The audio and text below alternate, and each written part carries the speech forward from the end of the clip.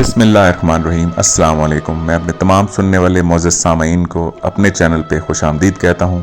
امید کرتا ہوں آپ سب خیریت سے ہوں گے اور اپنی زندگیوں میں خوش بھی ہوں گے۔ آج ایک نئی کہانی کے ساتھ آپ کی خدمت میں حاضر ہوں۔ امید کرتا ہوں آپ کو آج کی کہانی پسند آئے گی، آپ محظوظ ہوں گے۔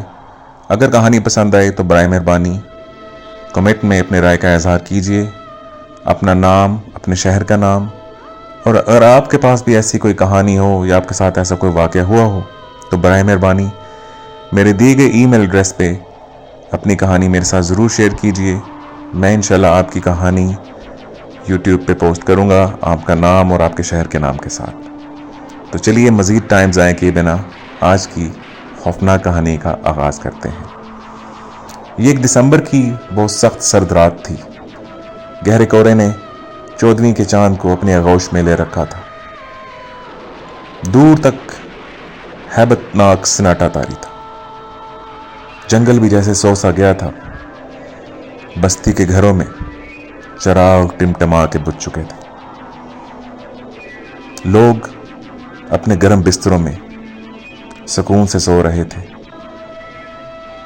بستی کے باہر جنگل میں جہاں سے ریل کی پٹڑی گزرتی تھی، ایک نالے پر ایک کالا بلہ چھوٹی سی پلیا پہ بیٹھا پرسکون انداز میں اپنے دونوں اگلے پاؤں پھیلائے ہوئے اطمینان سے بیٹھا تھا، جیسے یہ دسمبر کی نہیں کوئی مارچ یا اپریل کی رات ہو، اور جیسے خوشگوار اور ٹھنڈی سی ہوا چل رہی ہو اور چاند پورے شبا پر ہو اور دور تک پرکیف چاندنی برس رہی ہو۔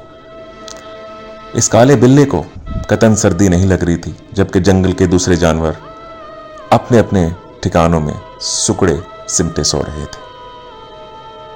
سب سو رہے تھے، پوری فضا پہ نیند طاری تھی۔ چاند بھی گہرے کوہرے میں ڈوبا ہوا اونگ رہا تھا، لیکن وہ کالا بلہ اپنے اگلے دونوں پاؤں پھیلائے بڑے مزے سے چاٹ رہا تھا، جیسے اس کے پاؤں پہ شہد لگا ہو۔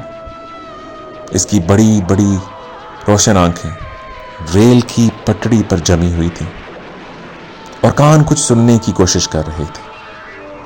تب کہیں دور سے وہ آواز سنائی دی جس کا وہ منتظر تھا۔ وہ ایک ایکسپریس ٹرین تھی، ابھی دور تھی، اس کی دھیمی آہٹ سنائی دے رہی تھی۔ پھر اس کی آواز آہستہ آہستہ بڑھتی گئی اور اچانک اس پر ہیبت سناٹے میں چیخ گونجی۔ یہ ٹرین کی سیٹی کی آواز تھی۔ پھر قہر میں ڈوبا ہوا ایک روشنی کا دھبا سا دکھائی دیتا ہے۔ ٹرین نزدیک سے نزدیک تر ہوتی جاتی ہے۔ ٹرین کی دھڑ دھڑاہٹ اور انجن کی پیشانی پہ لگی روشنی دونوں صاف ستھری دکھائی دے رہے تھے۔ چند لمحوں میں گاڑی اس چھوٹی سی پلیا سے گزری جہاں وہ کالا بلہ بیٹھا تھا۔ تب وہ کالا بلہ غرا کر کھڑا ہو گیا۔ اس نے اپنی نظریں انجن پر گاڑ دیں۔ اسی وقت ٹرین کو بریک لگنے شروع ہو گئے۔ ڈرائیور کو کئی انسان سفید چادروں میں لپٹے ہوئے نظر آئے جو کہ ٹرین کی پٹڑی پہ لیٹے ہوئے تھے، اور وہ اسے اچانک دکھائی دیے تھے۔ کوہر اتنی گہری تھی کہ قریب کی چیز بھی دھندلی دکھائی دے رہی تھی۔ ڈرائیور کو جب یہ انسان پٹری پہ لیٹے ہوئے نظر آئے تو گاڑی ان کے سر پر پہنچ چکی تھی۔ دنیا کی کوئی طاقت انہیں اب ٹرین کے نیچے آنے سے نہیں بچا سکتی تھی۔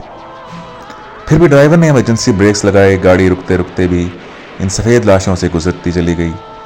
گاڑی کی آخری بوگی پلیا کے سامنے رکی۔ کالے بلے نے پلیا سے چھلانگ لگائی اور گارڈ کے کمپارٹمنٹ کی طرف سے منہ اٹھا کر دیکھنے لگا۔ گارڈ اشرف احمد جو اونگ گیا تھا گاڑی کے رکتے ہی چونک گیا۔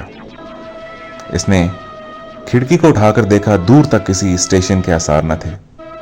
اس کے حساب سے ابھی اسٹیشن آنے میں قریب 1 گھنٹہ باقی تھا۔ اس نے سوچا پھر یہ گاڑی آخر کیوں رک گئی؟ اشرف احمد نے جلدی سے اپنی ٹوپی سر پر رکھی، لائٹ اٹھا کر دروازہ کھولا اور دروازہ کھول کر اس نے باہر جھانکا۔ چاندنی رات کے باوجود اسے کوہر کے علاوہ کچھ نظر نہ آیا۔ वो अपने डब्बे से नीचे उतरा ताकि ड्राइवर के पास जाकर सूरत हाल मालूम कर सके। अब इसने आखिरी सीढ़ी पर पांव रखा ही था कि इसके कानों में बिल्ली के बोलने की म्याऊं की आवाज आई। अशरफ अहमद को बहुत हैरत हुई कि इस सख्त ठठरती रात में ये बिल्ली कहां से आ गई, लेकिन ये वक्त ज्यादा सोचने का ना था। उसने लाइट का रुख काले बिल्ली की तरफ किया और इस पर सरसरी सी निगाह डालता हुआ आगे बढ़ गया। इस वक्त इसके सर पर यह फिक्र सवार थी कि गाड़ी आखिर इस जंगल बयाबान में क्यों रुकी। गार्ड के आगे जाने के बाद काले बिल्ले ने एक छलांग लगाई और गार्ड के डब्बे में दाखिल हो गया। अशरफ अहमद बड़े दिल गुर्दे का आदमी था, लेकिन इसे आगे जाते हुए अचानक खौफ सा महसूस हुआ। इसकी रीढ़ की हड्डी में जैसे सनसनाहट सी फैल गई हो। चंद कदम आगे बढ़ाने के बाद इसने पीछे मुड़कर देखा। इस जगह लाइट डाली जहां उसे बिल्ली दिखाई दी थी, मगर अब वहां कुछ भी न था। फिर वो अपने खौफ को झटकते हुए तेज तेज इंजन की तरफ बढ़ने लगा। अभी अशरफ अहमद दूर न गया था, इसे अपने सामने से कोई टॉर्च लिए भागता हुआ नजर आया। वो इंजन ड्राइवर सादिक हुसैन था। वो टॉर्च की रोशनी ट्रेन के नीचे डालता हुआ तेजी से भागता आ रहा था। गार्ड अशरफ अहमद को देख रुक गया। उसने उससे सवाल किया, क्या हुआ? अशरफ अहमद ने सादिक हुसैन को पहचान कर पूछा, क्या किसी ने जंजीर खींची है? नहीं सर, गाड़ी मैंने खुद रोकी है। सादिक हुसैन ने हांफते कांपते हुए कहा। क्यों, खैर तो है? अशरफ अहमद की पेशानी पर बल पड़ गए। उसने बहुत घबराए हुए अंदाज में कहा, नहीं सर, खैर नहीं है। मुझे यकीन है वो सब मर गए होंगे। सादिक हुसैन बहुत परेशान था। कौन मर गए होंगे? ये तुम क्या कह रहे हो? अशरफ अहमद ने घबरा कर पूछा। सर, मेरे साथ आइए, आगे चल के देखते हैं। सादिक हुसैन अशरफ अहमद के डब्बे की सिमत चलते हुए बोला। पर हुआ क्या है? आखिर मुझे कुछ बताओ तो सही। अशरफ अहमद ने पूछा। सर, खुदा की कसम, मैंने जानबूझकर इन्हें नहीं मारा। वो लोग मुझे अचानक नजर आए थे और जब मेरी उन पर नजर पड़ी उस वक्त गाड़ी उनके सरों पर पहुंच चुकी थी। सादिक हुसैन अपनी धुन में बोले जा रहा था। कौन थे वो लोग? इस ठठरती रात में ऐसे जंगल में वो क्या कर रहे थे? अशरफ अहमद इसके साथ साथ गाड़ी के नीचे पटड़ियों पर रोशनी डालता है तेजी से आगे बढ़ रहा था। वो कहीं थे सर, और सफ़ेद चादरों में लिपटे हुए, सर पटड़ी पर रखे लेटे हुए थे। बस मैंने इतना ही देखा, सादिक हुसैन ने बताया। अब अशरफ अहमद का डब्बा आ चुका था। अब तक इन्हें कुछ भी नजर ना आया। सादिक, यहां तो कुछ भी नहीं है। अशरफ अहमद ने पटड़ियों पर दूर तक नजर डालते हुए कहा। सर, थोड़ा सा आगे बढ़कर देखें और आगे बढ़ के देखें, सादिक हुसैन ने कहा। तब आगे बढ़कर अशरफ अहमद ने सादिक हुसैन का हाथ पकड़ा और बोला, यार खुदा का कुछ खौफ खाओ। इस सर्दी में कौन पटड़ी पर सर रख के लेटेगा, वो भी सफ़ेद चादरों में। अगर किसी को खुदकुशी करना ही थी तो इस ट्रेन की ज़रूरत ही नहीं थी। इस जंगल में बंदा लेटे लेटे ही अल्लाह को प्यारा हो सकता है। सर, मैं सच कहता हूँ, मैंने इन आंखों से 4-5 आदमियों को पटड़ी पर सर रख के लेटे हुए देखा था। तभी तो मैंने गाड़ी को ब्रेक लगाए।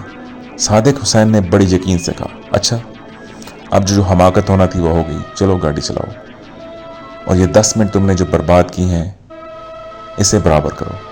गाड़ी को स्टेशन पर राइट टाइम पर पहुंचाना है। ये कहकर अशरफ अहमद डब्बे में चढ़ गया। सादिक हुसैन शर्मिंदा और नादम होता हुआ इंजन की तरफ बढ़ा। इसे अपनी नज़रों पे बहुत गुस्सा आ रहा था। इसकी समझ में कुछ नहीं आ रहा था आखिर इसने क्या देखा और वो कौन था। यहाँ से वहाँ तक इसे कोई ऐसी चीज़ नज़र ना आ रही थी जो इंसान का रूप धार लेती। बहरहाल वो फ्रेब नज़र का शिकार हुआ था। गाड़ी रुकने के बाद जब स्टेशन आने के कोई आसार पैदा न हुए तो कई मुसाफिरों ने ठंडी हवा की परवाह किए बगैर खिड़कियां उठाई, लेकिन बाहर उन्हें पुरहैबत सन्नाटे और धुंध के सिवा कुछ नजर न आया। वह हैरान रह गए, जंगल में आखिर गाड़ी क्यों रुक गई। किसी ने कहा, यार कहीं डाकू तो नहीं आ गए। कोई बोला, क्या पता किसी ने जंजीर खींच दी हो। एक मुसाफिर जो खिड़की से बाहर झांक रहा था, इसने ड्राइवर सादिक हुसैन को टॉर्च लिए गुजरते हुए देखा तो समझा गार्ड है। इससे मुखातिब हुआ, गार्ड साहब क्या हुआ? भाई अभी तो कुछ नहीं हुआ। सवारी ने पूछा, फिर गाड़ी क्यों रुक गई? मैं इसे अभी चलाता हूँ जनाब, आप फौरन खिड़की बंद कर लें। सादिक हुसैन जी कहता हुआ आगे बढ़ गया। صادق حسین کے لہجے میں کچھ ایسی بات تھی کہ مسافر خوفزدہ ہو گئے۔ اس نے فوراً کھڑکی بند کر لی۔ چند منٹوں کے بعد گاڑی نے حرکت کی اور پھر اس نے بہت جلد تیز رفتار پکڑ لی۔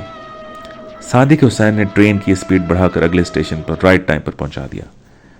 گاڑی کے پلیٹ فارم رکتے ہی گارڈ اشرف احمد اپنے ڈبے سے باہر آیا۔ سردی اپنے عروج پر تھی۔ اشرف احمد کے دانت بج رہے تھے۔ اس اسٹیشن پر گاڑی 10 منٹ ٹھہرتی تھی۔ اس نے سوچا چل کر چائے کے سٹال پر چائے پی جائے۔ گارڈ کے اترنے کے بعد وہ کالا بلا بھی ڈبے سے باہر آ گیا۔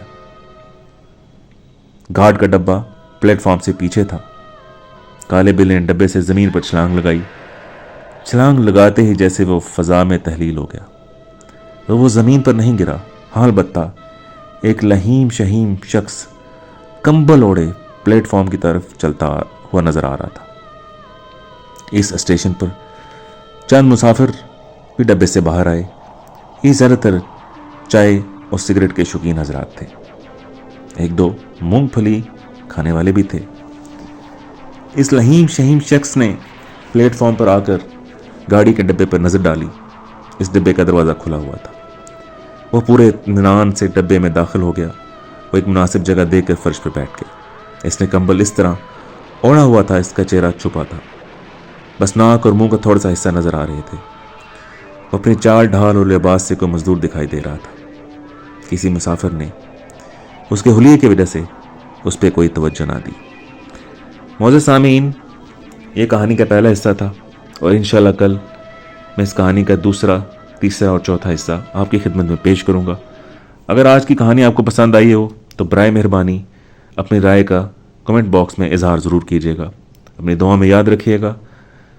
اللہ آپ سب کو خوش رکھے۔ فی امان اللہ۔ اللہ حافظ۔